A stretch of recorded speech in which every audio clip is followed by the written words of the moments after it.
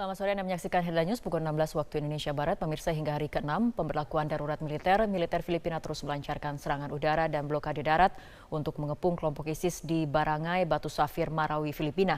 Dan untuk mengetahui kondisi terakhir di Marawi, kita akan segera bergabung dengan rekan Desi Fitriani.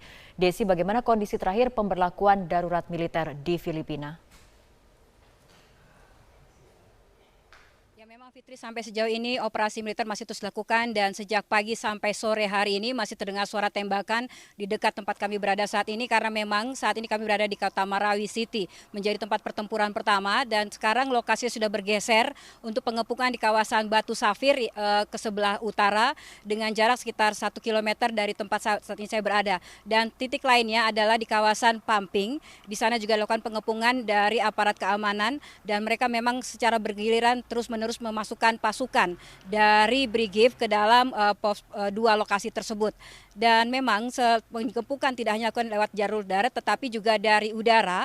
Biasanya dalam beberapa hari terakhir ini kami melihat bahwa ada pesawat Bronco yang melemparkan serangan lewat udara, kemudian ada helikopter yang melakukan penyisiran dari udara, baru masuk dari pasukan darat, dari marinir dan polisi untuk mengepung ataupun memblokade keberadaan kelompok Maute dan juga kelompok Abu Sayyaf Isnilan Hapilon.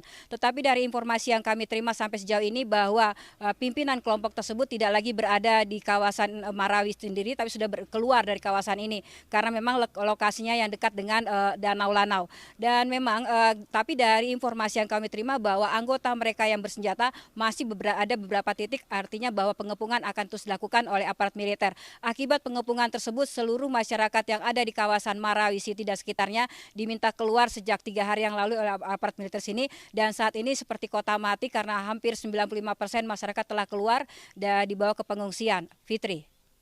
Ya, Desi, artinya pengepungan masih terus berlangsung, suasana mencekam masih terus terjadi di Marawi. Tadi dikatakan 95% warga sudah mengungsi keluar dari Marawi, seperti itu?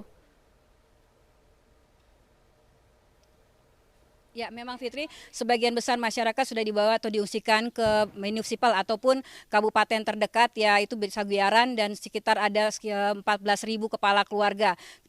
Seluruh penghuni di kawasan Marawi sendiri sekitar 200.000 jiwa, dan sebagian besar sudah mengungsi keluar, sebagian mengungsi di tenda pengungsian dan di kantor kelurahan. Dan memang Fitri, sampai sejauh ini keterlibatan Indonesia dalam pertempuran kelompok Maute dan Isnilan Hapilon memang masih ada, karena beberapa kali pertempuran sejak tahun kemarin pasti ada warga negara Indonesia yang dinyatakan meninggal ataupun tewas dalam pergerakan kelompok tersebut. Pada bulan April kemarin ada 3 orang warga negara Indonesia yang dinyatakan meninggal, itu diumumkan oleh kelompok Maute sendiri. Dan dari selebaran yang kami terima dari kelompok Syuhada Maute mengatakan bahwa ada warga negara Indonesia atas nama Syekh Aiman Marzuki dan dinyatakan sebagai syuhada oleh kelompok Maute. Tetapi sampai sejauh ini Fitri, kami belum mengetahui secara pasti berapa sebenarnya warga negara Indonesia yang bergabung dalam kelompok Maute dan juga kelompok Isnilan Hapilon Abu Sayyaf, karena mereka beraliansi kepada ISIS Asia Tenggara, karena memang sejak Februari 2006 lalu mereka menyatakan bahwa Filipina ataupun Mindanao sebagai basis camp Asia Tenggara dalam pergerakan ISIS yang ada di Asia Tenggara. Sampai sejauh ini kami belum mendapatkan konfirmasi lebih lanjut apakah itu benar dari warga negara Indonesia ataukah mereka yang mengaku sebagai warga negara Indonesia. Demikian Fitri, laporan kami dari Marawi City, Mindanao, Filipina. Kembali pada Anda di Jakarta. Silakan Fitri. Baik, terima kasih Desi Fitriani melaporkan langsung dari Marawi, Filipina.